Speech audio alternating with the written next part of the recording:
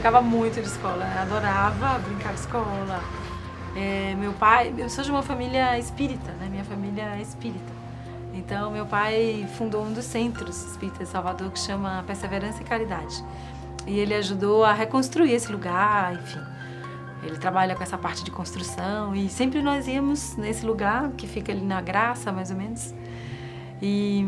Então lá era uma antiga escola, uma escola daquelas bem antigas, de carteiras, que ficavam 2 meninos sentados, aqueles móveis antigos assim. Eu era pequenininha, os quadros eram literalmente negros mesmo, eram pretos. E eu gostava muito de já ficar brincando, já brincava que tinha um monte de gente ali na sala e eu era professora e ficava fazendo no quadro, exercício assim, com os meus alunos invisíveis. Eu brincava muito de ser professora. Então, em 1992, eu fiz o concurso público para ser professora na escola pública estadual, na época, aqui do Vale do Capão, de Caeté-Açu.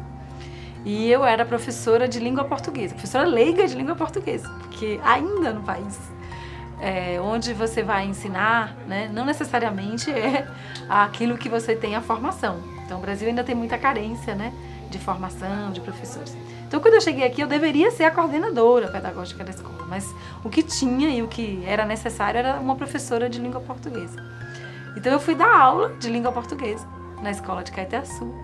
Tomei logo um susto, assim, de primeira, porque quando eu cheguei, os meus alunos da 5ª série tinham mais ou menos 14, 15 alunos, a 6ª tinham 10, a 7ª 9 e a 8ª 8 alunos. Então eu fiquei muito impressionada, como assim que tem tão poucos alunos na escola, onde estão os estudantes dessa escola, o que eles estão fazendo, né, e tal.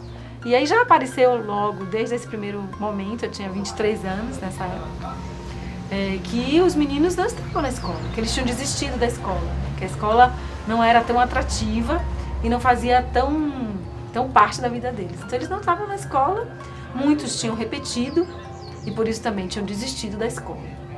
Então esse foi o primeiro ponto assim, que já me chamou a atenção. Alguns dos alunos tinham até idades maiores, né, do que as séries onde eles estavam.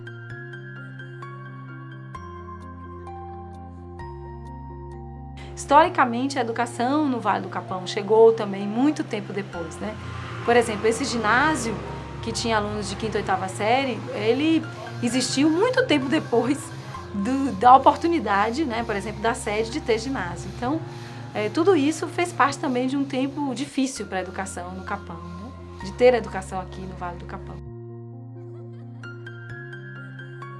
Eu e outros professores que trabalhavam nessa escola nos juntamos e escrevemos um projeto que chamava Programa de Desenvolvimento Auxílio ao Professor, só para os professores da região rural de Palmeiras. Então nós começamos com um projeto que a Fundação Abrinq, do programa Crer Pra Ver, apoiou, nessa época a Secretaria de Educação também. Então começamos a trabalhar com os professores do 1º ao 5º ano, os professores que faziam o que chama hoje Fundamental 1, né, do 1º à 4ª série. Começamos a trabalhar com esses professores com oficinas, né? Alguns professores desse ginásio foram professores desses professores. Linalda foi professora de Suzete, fez a oficina, né, Rilmar. Tinha um grupo que trabalhava matemática, ciência, história, geografia, ajudando todos os professores da zona rural de Palmeiras a aprenderem muitas práticas diferentes na sala de aula para melhorar esse processo todo. Então, ainda como professora na escola e também como coordenadora pedagógica da escola, inventamos esse projeto. Quando nós fizemos a primeira feira de educação em Palmeiras, os municípios circunvizinhos, que foram Novo Horizonte, Piatã, o município de Ceabra, o município de Lençóis, foram a essa feira e disseram, poxa, a gente gostaria muito que nosso município também tivesse um trabalho como esse, com os professores e tudo mais.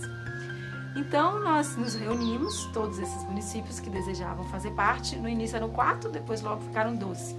E a gente brincava que eram os 12 cavaleiros da Tábua Redonda, com apoio do programa Crer Pra Ver da Fundação. Passamos um ano escrevendo o Projeto Chapada.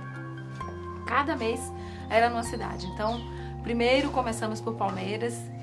Durante 12 meses fomos escrevendo o projeto. Então, o primeiro mês foi em Palmeiras, no segundo mês em Lençóis, depois Ceabra, Ibitiara, Iraquara, Souto Soares, Novo Horizonte, Boninal, Piatã. E cada mês, Mucugê também nessa época fez parte, fomos escrevendo o que hoje se chama Projeto Chapada.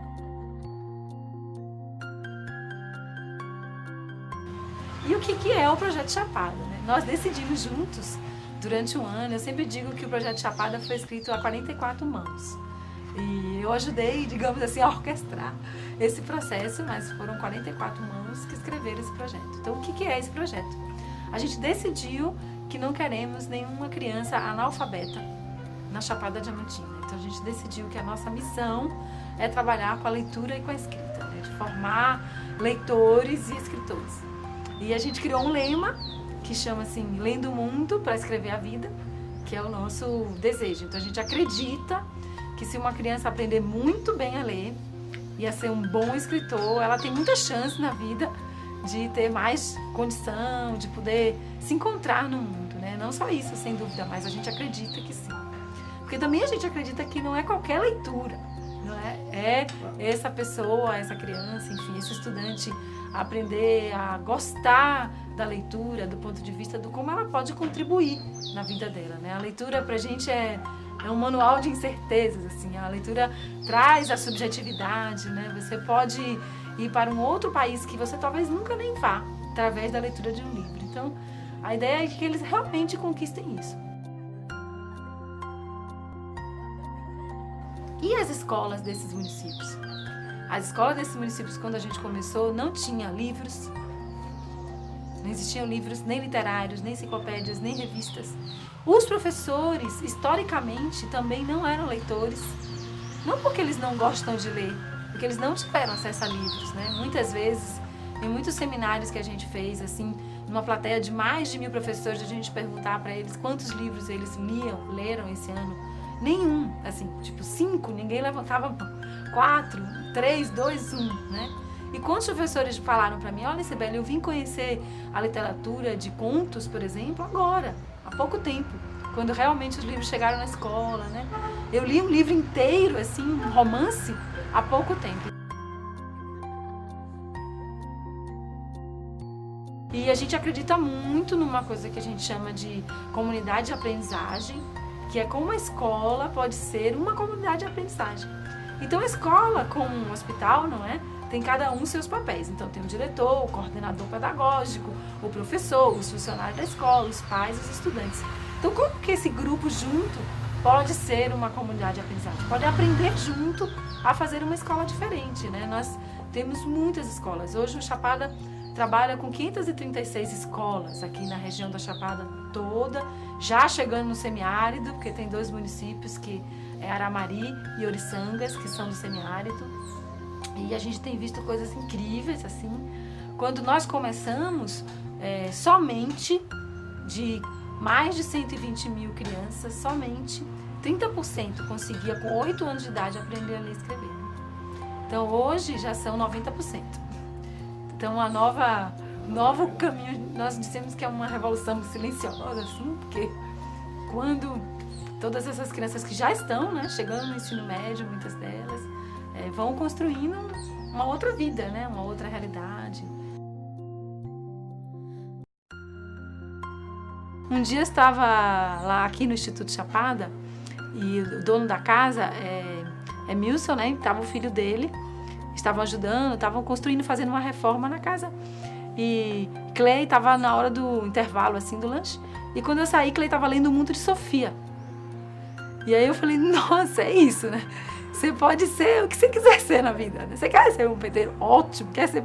Não importa, né? Ele estava lá lendo o livro O Mundo de Sofia e descobrindo outras coisas na sua vida, né? Então, é nisso que a gente acredita. E o Instituto nasceu dessa história toda, desse grupo todo. Já é um grupo grande, não é? Temos muitos educadores da Chapada.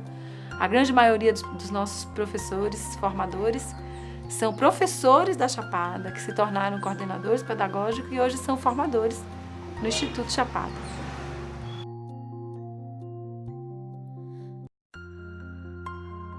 E a grande chama, né, do Projeto Chapada, do Instituto Chapada, é o direito à educação pública de qualidade.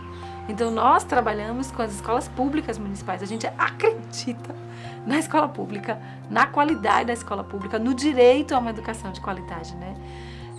todo o trabalho que a gente faz com os professores, coordenadores pedagógicos, diretores e a comunidade escolar, né, do entorno, é em prol desse direito à qualidade. A gente costuma dizer assim que nós queremos que todos os municípios sejam municípios educadores, né? E em especial no grande centro dessa parte da educação, que é a escola, né? Eu tenho certeza que se todas as escolas públicas nesse país forem de excelente qualidade, a gente tem outro país. Muda assim, não é? Faz uma revolução que muda tudo.